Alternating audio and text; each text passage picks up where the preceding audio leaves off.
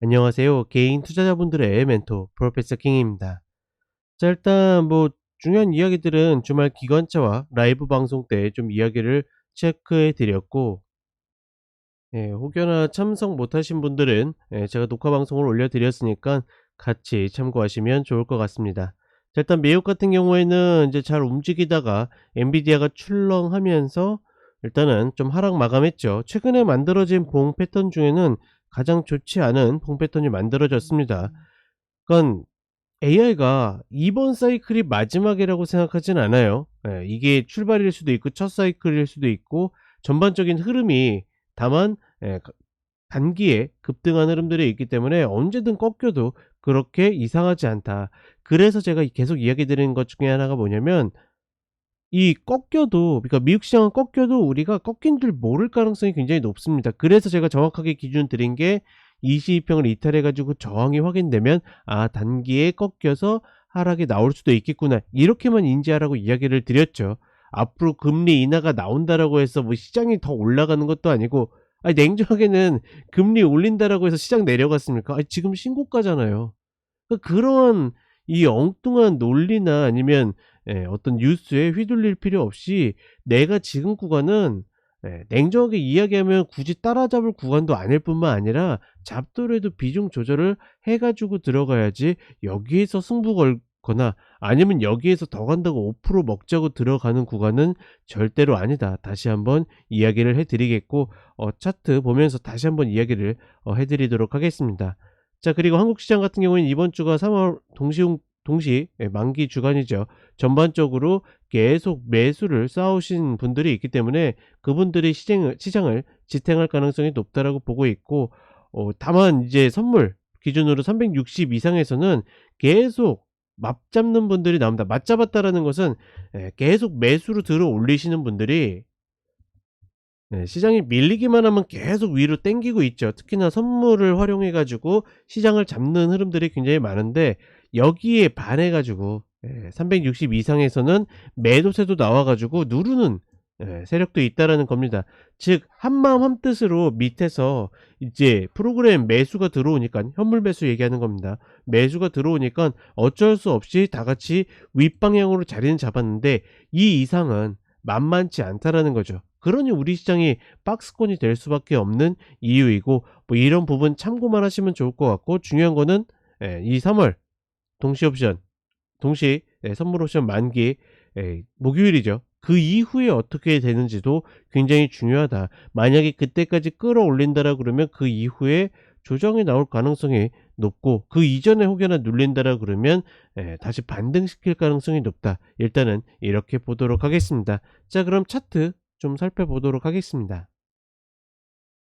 자, 일단 미국 시장 같은 경우에 잘 나가는 척 하더니 결국은 다시 꺾여서 내려와 가지고 종가에 하락해서 마감을 하는 모습을 보여줬죠. 덕분에 봉의 형태는 최근에 이야기 드렸던 것 중에 가장 좋지 않게 마감했어요. 자, 보세요. 제가 최근에 계속 같은 이제 신고가 구간에서 윗꼬리 음봉을 이야기 드렸죠.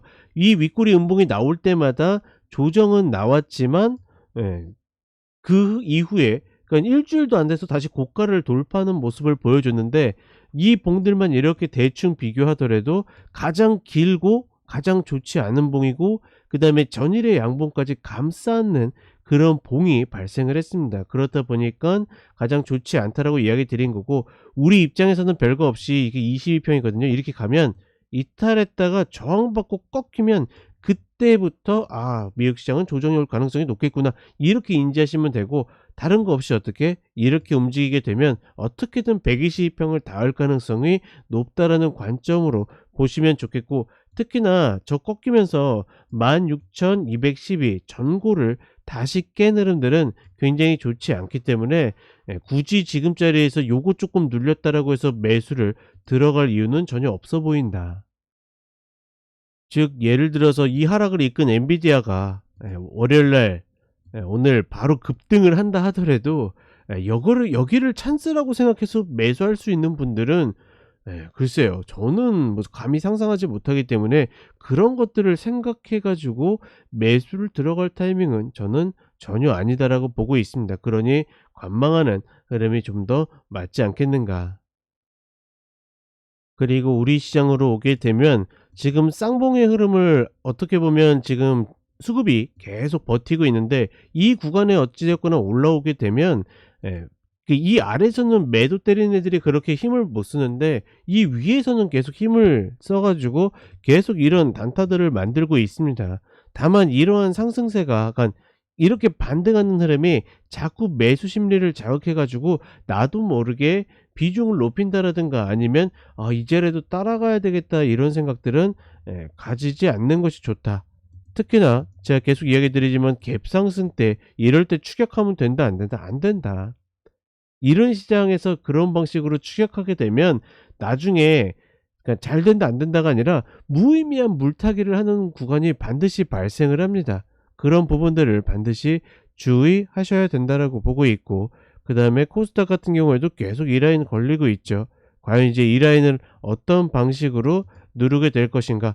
저는 일단은 이제 어제 라이브 때도 이야기 드렸던 것처럼 2차 전지의 어떤 흐름들을 보고 있는데, 얘네들이 좋다 나쁘다의 개념은 아니다라고 그랬습니다. 매매적으로 가치가 있다 없다의 개념이기 때문에 점점 이제 이슈가 있는 종목들이 3월 말로 가면서 한 번 정도 또 시세를 낼 수 있는 그런 여지를 만들 가능성이 높다. 뭐 이런 방식으로 보면서 지수는 지수대로 그냥 참고만 하시고, 저는 계속 종목 중심으로 보는 것이 가장 낫지 않겠는가. 재밌는 거 하나 보시면, 장중에 이제 이 코스피 선물하고 코스닥 선물의 흐름인데, 금요일도 이렇게 올라가다가 매도 치는 애들이 있어요, 분명히.